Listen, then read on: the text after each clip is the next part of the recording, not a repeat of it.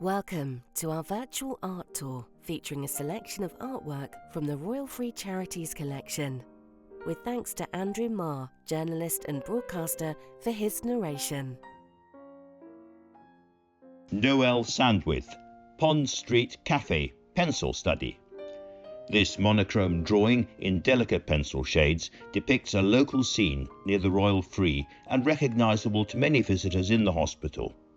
Two men are sitting outside a cafe in Southend Green. Both have wrinkled faces and folds in their coats which wittily echo their faces. The scene is historical, but nothing has changed except for a few different shop signs. The pleasure of this work lies in the details of the carefully observed drawing. The soft tones lend a bygone feeling, like a faded photograph. Noelle Ora Sandwith was a South African-born English artist. The great-great-granddaughter of the surgeon William Marsden, she trained in art schools of London before earning employment sketching portraits of motion picture personalities. Sandwith hitchhiked the Birdsville track from August 1952 to February 1953 and sketched its people before travelling to the South Pacific. In 1954, she was the first person to produce a portrait of Salote Tupu III, Queen of Tonga. A year later, Sandwith returned to England to train to become a nurse, remaining in the health industry until 1979.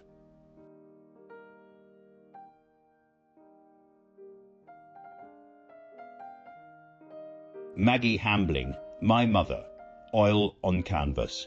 Maggie Hambling, who I'm proud to call a sort of friend, I don't want to be presumptuous, but a sort of friend, has painted many portraits, some of which can be found in the National Portrait Gallery here. In one frame, painted in 1980, we see three portraits of the artist's mother, all lying in bed. They are painted with brisk brushstrokes of oil on canvas and oil on board, which capture the feelings and the pathos of the patient, as well as the emotional response of the artist. They are informal and spontaneous sketches in oil paint, very personal and not intended as more conventional portraits, which would be more formally posed. Margaret, or Maggie J. Hambling, CBE, is a British artist. Although principally a painter, her best-known public works are the sculptures A Conversation with Oscar Wilde and a sculpture for Mary Wollstonecraft in London, and the 4-metre-high Scallop on Aldborough Beach.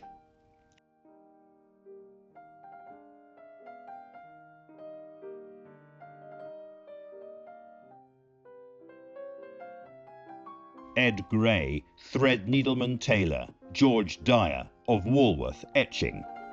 As the title tells us, the print is a portrait of George Dyer, who's a celebrated bespoke tailor.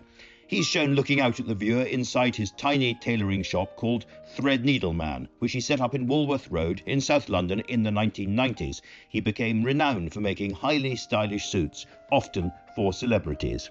In the picture, the small space is crammed full. Two other tailors are working in the shop as well, one almost hidden in the background and fitting a customer with a suit.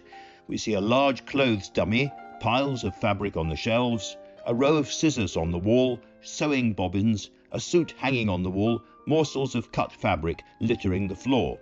The cramped space is emphasised by the feet of George Dyer and one of the other tailors extending out of the picture space and onto the bordering frame, as if there is barely enough room to contain them inside. The remarkably busy composition, with lines pointing in every direction, is unified and calmed by the more simplified use of just three colours: navy blue, pale yellow and white in the etching.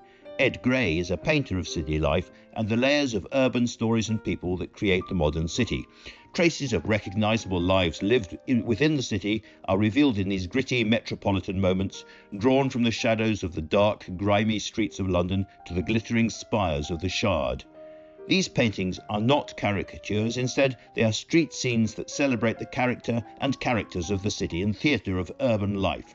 Everyday people are keenly observed and drawn into the sketchbooks to inform paintings that are a multiplicity of events and incidents. The resulting exuberant scenes resonate with allegory and symbolism, revealing the diverse relationships of people to their built environments and to one another within those spaces, in a unique empirical exploration of civic identity.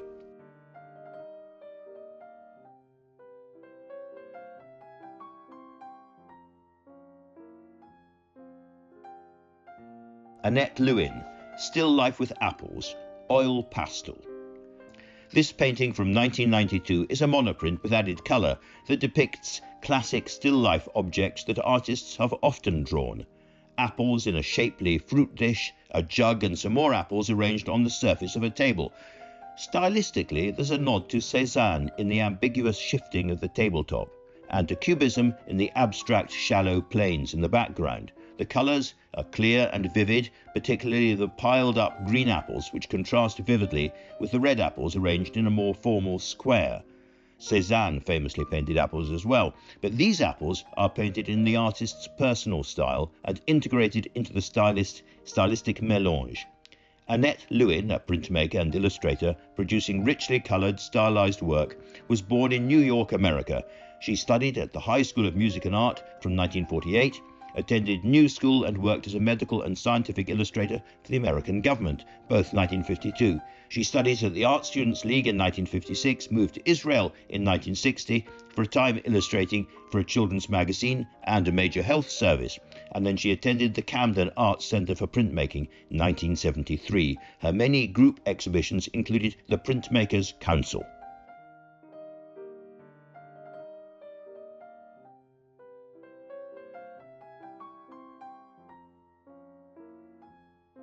David Smith, Boat 5, Etchings. The dramatic perspective employed in this painting of a boat in a dry dock appears like a huge whale looming out of the water. The lively strokes of black and white paint seem more wet than dry, reminiscent of a sea creature rather than an inanimate vessel. The image is suggesting that this boat is more at home in the water, not out of its element, high and dry.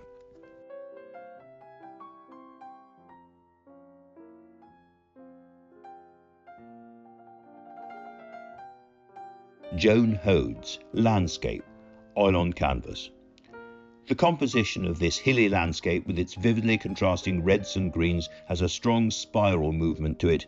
The eye is drawn from the bottom left, round in a circle and then stopped by the anchoring hills at the top. The rich use of oil paint and the dynamic texture of the brush strokes evoke the physicality of the landscape. Joan Hodes was a figure and landscape painter who was born and lived in London. She studied under Franklin White at the Slade School of Fine Art in 1945-8, and then she was a pupil of Oskar Kokoschka, 1947-53, which she describes as a revelatory experience.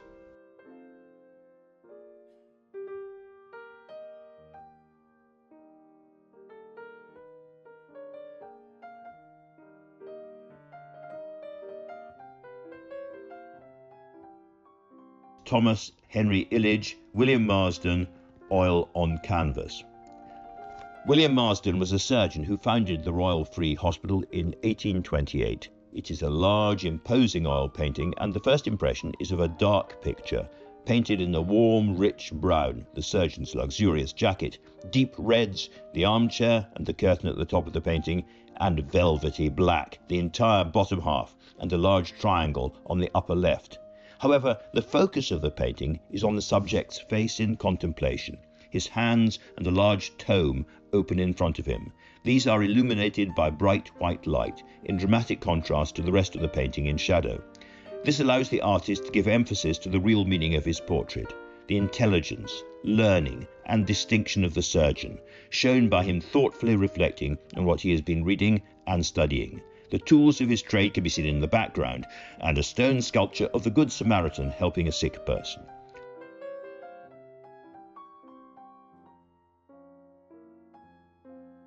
Khaled Gattas, abstract with red spot, oil on canvas.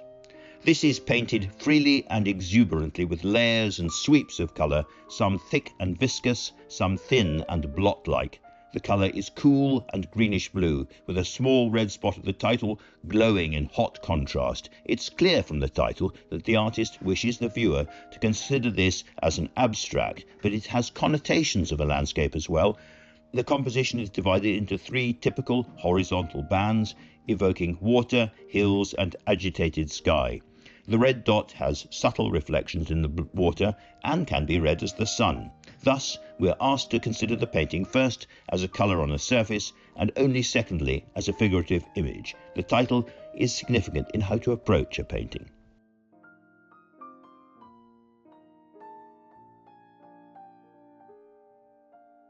painting by myself, Andrew Marr. This is a painting in oil of the Tree of Life.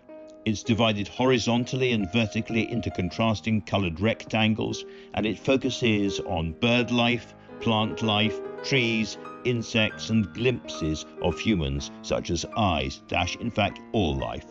The colours are intended to evoke sickness and recovery, imprisonment, and breaking free. I think of myself as a non-representational painter, but somehow the shapes keep breaking in. I have always worked on canvas with oil and on wood with oil, but recently I've switched to work on paper, using pastels, ink, pencils, and a triangle of metal for scoring deeply into the surface. I continue to draw every single day.